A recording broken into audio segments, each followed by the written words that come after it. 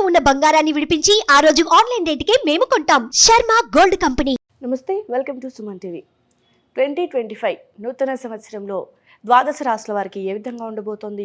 రాశి పరంగా ఏమైనా మార్పులు ఉన్నాయా, లేకపోతే నక్షత్రాల పరంగా ఎలాంటి మార్పులైనా చోటు చేసుకుంటున్నాయా అని తెలియజేసేందుకు, సో రాశి ఫలితాలు ఏ విధంగా ఉన్నాయో తెలియజేసేందుకు ఇవాళ మనతో పాటు ప్రముఖ జ్యోతిష్య పండితులు గోనుగుట్ల సురేష్ బాబు గారు ఉన్నారు. వారితో మాట్లాడేద్దాం. నమస్కారం గురువు గారు.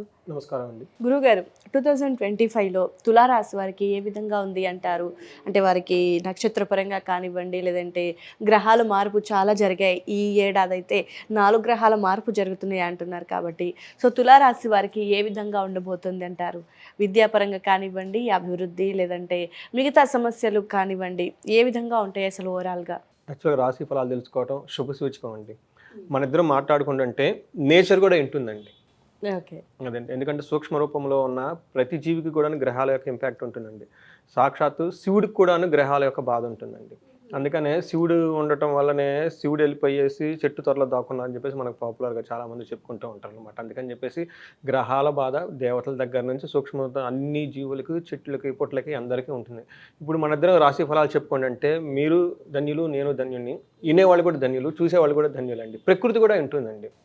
అంత గొప్ప మహత్వం ఉంది. అందుకని మన పూర్వకాలంలో రాశి ఫలాల్ని బహిరంగంగా చెప్పేవాళ్ళు, గుళ్ళల్లో చెప్పేవాళ్ళు. అందరికీ అవైలబిలిటీ ఉండడానికి ఈ శాస్త్రాన్ని ప్రతి ఒక్కరికి ప్రతి ప్లేస్లోనూ తీసుకొచ్చి పెట్టారండి దీన్ని.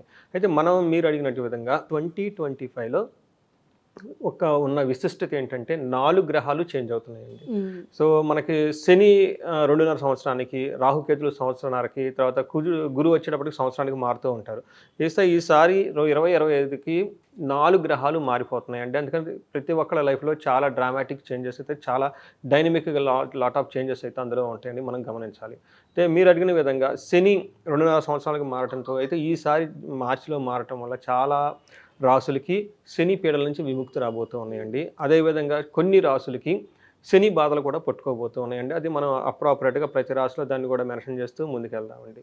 ఇంకొక విషయం, ఈ రాశి ఫలాలను ఎందుకు తెలుసుకోవాలి అని అనుకుంటే, ఇది దేవతలు మనకిచ్చిన సాక్షాత్తు బ్రహ్మ మనుషులకి వాళ్ళ యొక్క ఫేటు ఏదో తెలుసుకోవడానికి ఈ జ్ఞానం మనకి రహస్యంగా అందరికీ ఇచ్చారండి.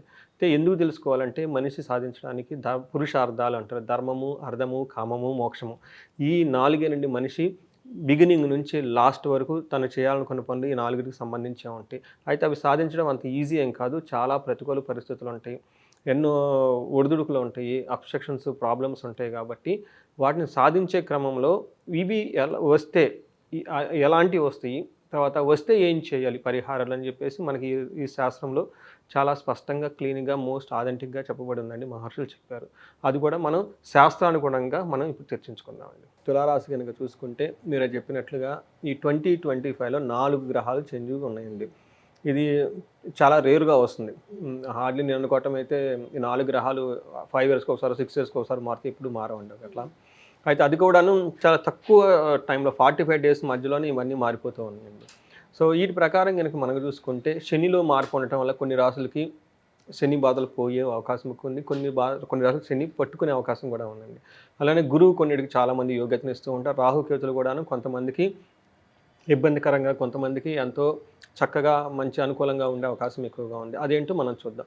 ఫస్ట్ తులారాశి కనుక మనం చూసుకుంటే, ఈ రాశిలో పుట్టిన నక్షత్రాలు చిత్త 1, 2, 3, 4 పాదాలు, తర్వాత స్వాతి 1, 2, 3, 4 పాదాలు, విశాఖ 1, 2, 3 పాదాలంతా మనకి తులారాశిలో వస్తారని చెప్పుకోవాలి. అయితే ఈ రాశిలో పేరు బలంగా కనుక చూసుకుంటే మనకి రా, రీ, రు, రే, రో, తా, తీ, తూ, తే, టోటల్గా ఆర్ అన్న అక్షరము, టీ అన్న అక్షరం కూడాను మనకి తులారాశితో స్టార్ట్ అయిన పేర్లంతా తులారాశి కింద వస్తారని మనం చెప్పుకోవాలి. మన గ్రహస్థితిని చూసామనుకోండి, వీళ్ళు కన్య రాశిలోకి శని వచ్చేటప్పటికి మార్చి 28 ఎంటర్ అవుతున్నారండి. తర్వాత రాహుకేతువులు వచ్చేటప్పటికి కుంభరావుకి, తర్వాత సింహరాశిలోకి ఎంటర్ అవుతున్నారండి. ఇది వచ్చేటప్పటికి మే 28న స్టార్ట్ అవుతున్నారు. తర్వాత ఈ మధ్యలో మనకి గురువు వచ్చేటప్పటికి మిథున రాశిలోకి ఎంటర్ అవుతున్నారండి. ఇది మే 14ని వీళ్ళు ఎంటర్ అవుతున్నారు. ఈ 4 గ్రహాలు ఈ రాశుల్లోకి ఎంటర్ అవడంతో మనకి తులారాశి వాళ్ళకి ఎలా ఉందో చూద్దాం. తులారాశి వాళ్ళకి ఒక రకంగా చూస్తుంటే చాలా బాగుందని మనం చెప్పుకోవాలి. ఏ విధంగా బాగుందంటే, వీళ్ళకి 8 శత్రువులతో, వీళ్ళకి ఎవరైనా కనుక కోర్టు వ్యవహారాలు కానివ్వండి, ఇంకొకళ్ళు ఎవరైనా ఉండి రాజకీయంగా ప్రత్యర్థులు ఉన్నా కానివ్వండి, ఈ టైంలో వీళ్ళ మీదకి విజయం సాధిస్తారు. వీళ్ళు శత్రువుల మీద, తర్వాత ప్రత్యర్థుల మీద విజయం సాధించి చాలా ఏమంటారంటే చక్కగా విజయంతో ముందుకెళ్ళే అవకాశం వీళ్ళు చాలా ఎక్కువగా ఉంది. తర్వాత వీళ్ళకి చాలా హ్యాపీనెస్ జరిగే మూమెంట్స్ కూడా చాలా బాగుంటుంది. ఎందుకంటే గురువు 9వ ఇంట్లో ఉండటంతో శుభాన్ని తీసుకుని వస్తారని చెప్తారనమాట. అయితే వీళ్ళకి కేతు 11th హౌస్లో ఉండి చాలా లాభప్రదంగా ఉంటుందన్నమాట. ఏ విషయం లాభప్రదంగా ఉంటుందంటే ఆధ్యాత్మికతకు సంబంధించి, గుళ్ళకు సంబంధించి, తర్వాత పూజలకు సంబంధించి, పెద్దవాళ్ళు ఫాదర్ రిలేటెడ్ విషయాలు వీళ్ళకి చాలా బాగుంటుందని చెప్పుకోవాలి. అయితే రాహు 5th హౌస్లో ఉండటం వల్ల కొంచెం వీళ్ళకి దుఃఖం కలిగే సంఘటనలు కూడా ఉంటాయని మనం చెప్పుకోవాలి. ఒక రకంగా చూస్తారంటే వీళ్ళకి 4 ప్లానెట్స్లో 3 ప్లానెట్స్ చాలా సపోర్ట్ చేస్తున్నాయి. ఒక్క రాహు మాత్రం 5th హౌస్లో ఉండి పిల్లల విషయంలో కొంచెం ఇబ్బంది పెట్టే అవకాశం ఎక్కువగా ఉంది. మనం ఇప్పుడు డీటెయిల్స్ కనుక చూసుకుంటూ వెళ్తే 6th హౌస్లో శని ఎంటర్ అవుతున్నాడండి. ఈ తులారాశి వాళ్ళకి వచ్చే 2.5 years శని చాలా మంచిగా తీసుకొని వస్తున్నారండి. నాట్ ఓన్లీ 2025 అండి, ఇంకా 28 వరకు కూడా, 27 వరకు కూడా, 2027 కూడాను శని అక్కడే ఉండేసి వీళ్ళకి మంచి లాభాన్ని చేస్తూ ఉంటారు.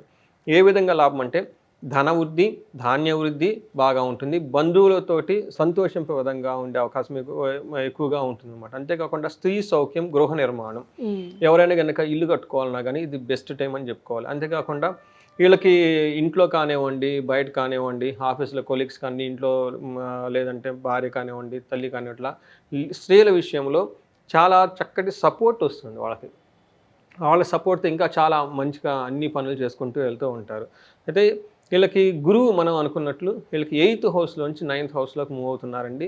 ఈ తులారాశి వాళ్ళు నాకు ఎక్కువగా లాస్ట్ ఇయర్ ఫోన్ కాల్స్ వచ్చిన వాళ్ళల్లో ఈ రాశి కూడా ఒక రాశి అండి ఎక్కువ వచ్చినమాట. ఎందుకంటే అష్టమంలో గురువు ఉండటం వల్ల వాళ్ళ యొక్క మేనేజర్ల కేపబిలిటీస్ తగ్గిపోతాయి.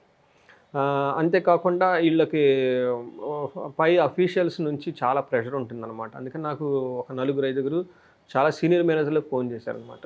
సో ఈ ఎలా ఉంటుందంటే చోరాగ్ని ఉపబ్రీతిచ్చా అంటే వాళ్ళకి దొంగల వల్ల భయం కానివ్వండి, లేదంటే అగ్ని ప్రమాదాలు కానీ, తర్వాత వాళ్ళ పైన అఫీషియల్స్ ఉంటారు కదండి, వీళ్ళ ద్వారా ఒత్తిడి ఎక్కువగా ఉంటుంది ఫస్ట్ 6 monthsలో. గాత్ర గాంభీర్య నాశనం అంటే శరీరానికి అంటే ఎక్కువగా డెకరేట్ చేసుకోకుండా ఏదో అలా క్యాజువల్గా వెళ్ళిపోతూ ఉంటారనమాట.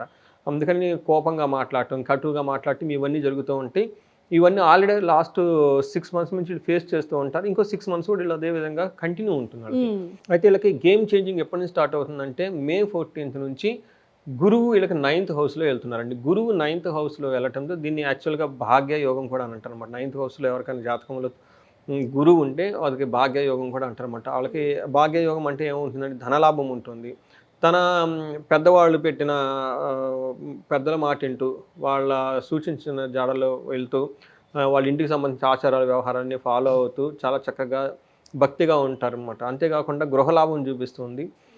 తర్వాత రుచికరమైన మంచి భోజనం తింటారు. సర్వ సౌఖ్యములు సిద్ధించును అన్ని సౌఖ్యాలు సర్వభాగ్యాలు. సో 9th హౌస్లో గురువు ఉండటం భాగ్యం అంటారు. అందుకని సర్వ సౌభాగ్యాలు సిద్ధిస్తాయి అన్నమాట. ఇది ఒక మంచి టైం అని చెప్పుకోవాలి తులారాశి వాళ్ళకి.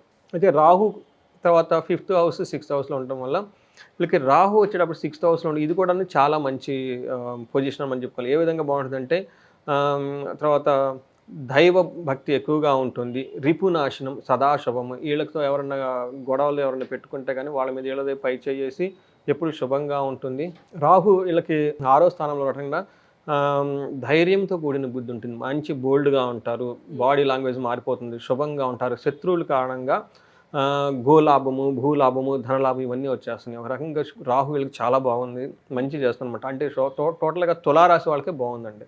ఏ ప్రకారంగా చూసుకొని నాకు తెలిసి 80% తులారాశి వాళ్ళకి చాలా రాకింగ్గా ఉంది ఈ సంవత్సరం. అంటే రాహు గ్రహం ప్రభావం మంచిగా ఉంటుందా చెడుగా ఉంటుందా గురువు? రాహు వచ్చేటప్పటికి ఫస్ట్ 6 months చాలా బాగుంటుంది.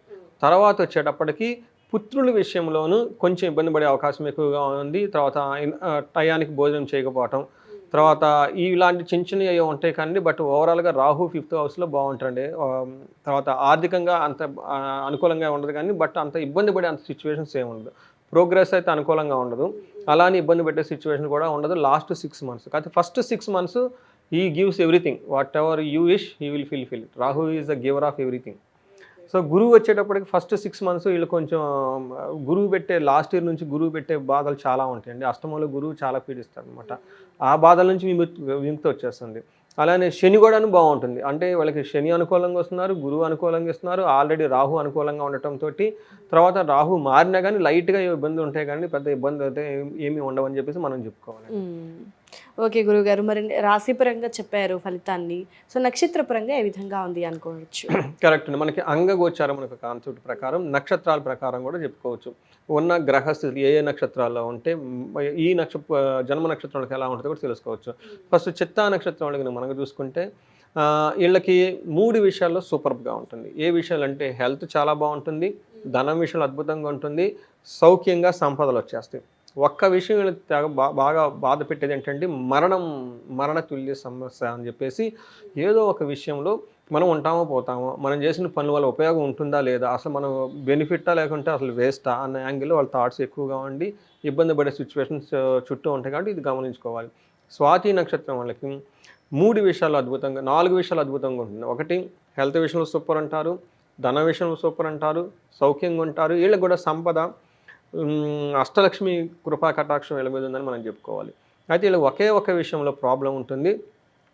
ఏప్రిల్కి ముందు హెల్త్ ప్రాబ్లమ్స్ ఉంటాయి, ఏప్రిల్ తర్వాత మరణ ప్రాబ్లం అంటే మరణ భయం పట్టుకుంటుంది వీళ్ళకి. ఇది కొంచెం గమనించుకోవాలి. అలాగే విశాఖ నక్షత్రం వాళ్ళు కనుక మనం చూసుకుంటే వీళ్ళకి కూడాను 4 విషయాల్లో సూపర్గా ఉంటుంది. ఏ విషయంలో? ధనం విషయంలో బాగుంటుంది, సంపదల విషయంలో బాగుంటుంది, సర్వజన పూజ్యం, అందరిని వీళ్ళు రెస్పెక్ట్ ఇస్తూ డిగ్నిఫైడ్గా ఉండి బాగా గౌరవించే సిచ్యువేషన్స్ కూడా వీళ్ళకి ఎక్కువగా ఉంటాయి. హెల్త్ కూడా బాగుంటుంది. అయితే విశాఖ నక్షత్రం వాళ్ళకి 2 ప్రాబ్లమ్స్ ఎక్కువగా ఉన్నాయి. ఒకటి దేహపీడం, శారీరకంగా June 14th ముందు హెల్త్ కాంప్లికేషన్స్ వస్తాయి. June 14th తర్వాత అగైన్ మరణం.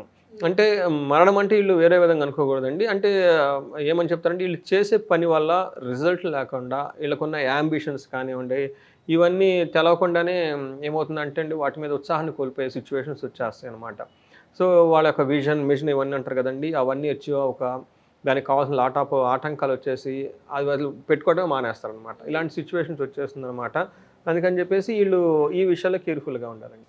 ఓకే గురువుగారు, సో ఓవరాల్గా చూసుకుంటే తులారాశి వారికి ఒక 90% బాగుందంటే మీరు చెప్పిన ఫలితాన్ని బట్టి చూస్తే రాశిపరంగా అలాగే నక్షత్రపరంగా చాలా బాగుంది అనిపిస్తుంది. సో మరిన్ని అంటే వాళ్ళకి భయాందోళనలు అంటే వే ఆఫ్ థాట్లో వాళ్ళకు కొంచెం డిప్రెషన్లోకి వెళ్ళే అవకాశాలు ఎక్కువగా ఉన్నాయన్నారు. కాబట్టి సో ఇలాంటి సమస్యల నుంచి అంటే బయటపడడానికి ఎలాంటి రెమెడీస్ చేసుకుంటే మంచిది అంటారు? వీళ్ళకి దేహ పీడనము మరణము చూపిస్తుంది కదండి. ఎప్పుడైతే మరణం అని వాత ఉందన్న దానికి ఏమంటారంటే అమృత మృత్యుంజయ పాశుపత హోమం కానీ అభిషేకం కానీ చేయించుకోవాలండి. ఇది ఒక 3 hours 4 hours పడుతుంది. ఓకే, మహాన్యాసము తర్వాత రుద్రంతో మంత్రం సంపూర్ణ నుంచి చేస్తారండి. ఇది గనక చేయించుకోదలుచుకుంటే ఈ దేహంలో ఉన్న పీడనము మరణ భయం కూడా పోతుంది. అమృత మృత్యుంజయ పాశుపత హోమం కనుక చేయించుకోగలిగితే అట్లీస్ట్ మనకి ఎవరైనా కనుక అంత చేయించుకోలేమండి 3 days మేము బిజీగా ఉంటాం అనుకున్న వాళ్ళు ఏకాదశ రుద్రాభిషేకం ఒక్క పూట 1 hour పడుతుందండి. అదన్నా చేయించుకోగలిగితే చాలా బాగుంటుంది. ఇంతకంటే కూడా లేదండి మేము ఇంకా ఏదన్నా సామూహికంగా ఎక్కడన్నా చేయించుకుంటామంటే శ్రీశైలం భ్రమరాంబాంబిక మాతని కనుక దర్శనం చేసుకొని అక్కడ వీళ్ళకి చండీ హోమం చేస్తారండి. చండీ పారాయణ చేయించుకున్న చండీ హోమం కనుక చేయించుకోగలిగితే ఈ మరణ భయం పోయేసి హెల్త్ చాలా హ్యాపీగా ఉంటుందని మనం చెప్పుకోవాలి. ఇంతేకాకుండా వీళ్ళకి ధనం సంపదలు అన్నీ బాగున్నాయి కాబట్టి హెల్త్ విషయాలు కూడా ఎక్కువగా బాగున్నాయి కాబట్టి అంతవరకు వీళ్ళు కరెక్ట్గా చేసుకోగలిగితే చాలా బాగుంటుంది. ఓకే గురుగారు, చక్కటి ఫలితాన్ని మంచి పరిహారాన్ని తులారాశి వారికి నూతన సంవత్సరంలో భాగంగా తెలియజేశారు గురుగారు. ధన్యవాదాలు. ధన్యవాదాలండి. సో చూస్తున్నారు కదండి రాశి ఫలితాలు, అదేవిధంగా నక్షత్ర పరంగా ఈ ఏడాది అయితే మనకి 4 గ్రహాల మార్పు అయితే జరుగుతుంది. సో ఈ 4 గ్రహాల మార్పు వల్ల ప్రతి రాశిలో వారికి కూడా ఏదో కొంత అంటే కొంతమందికి బాగుండడం, కొంతమందికి అస్సలు బాగోకపోవడం, సో కొంతమందికి 50-50 ఛాన్సెస్ అనమాట. సో ఇవన్నీ జరుగుతూనే ఉన్నాయి. సో అండ్ ఇదే కాకుండా రాశి పరంగా కానివ్వండి, లేదంటే పర్సనల్గా కూడా జాతక పరంగా కూడా సో చాలామందికి చాలా రకాల సమస్యలు ఉంటూ ఉంటాయి. సో వాటిని నివృత్తి చేసుకోవాలి, గురువు గారితో మాట్లాడాలి అని అనుకునేవారు కింద స్క్రోల్ అవుతున్న నెంబర్కి కాల్ చేస్తే ఖచ్చితంగా గురువు గారిని సంప్రదించవచ్చు. మీ సమస్యలకి పరిష్కారం మార్గాన్ని అయితే ఆయన చూపిస్తారు.